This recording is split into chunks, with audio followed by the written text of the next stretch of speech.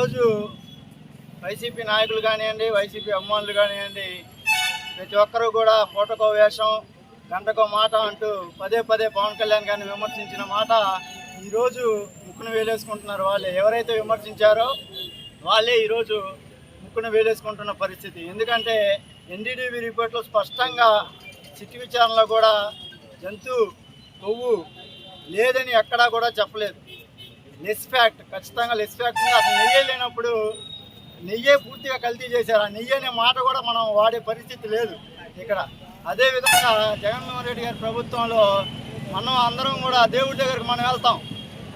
అదే ఆయన ప్రభుత్వంలో ఆయన అధికారంలో ఉన్నప్పుడు ఆయన అధికారం మరి ఏ స్థాయిలో ఆయన ఆలోచన ఉందో, గుడి సెట్టింగ్ని డైరెక్ట్గా ఆయన వద్దకి గుడి సెట్టింగ్ దేవుడిని ఆయన దగ్గరికి రప్పించుకున్న జగన్మోహన్ రెడ్డి గారు ఇలా చేయడంలో మేమైతే ఆశ్చర్యానికి గురవ్వట్లేదు.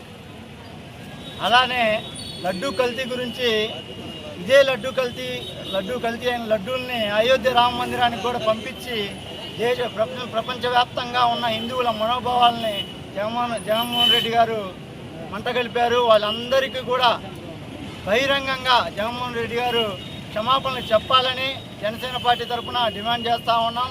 కనీసం మీరు క్షమాపణ చెబితే అయినా కానీ మీరు చేసిన ఆ తప్పుని కాస్తైనా సరిదిద్దుకునే అవకాశం ఉంటుందని కూడా ఈ సందర్భంగా జనసేన పార్టీ తరఫున తెలియజేస్తూ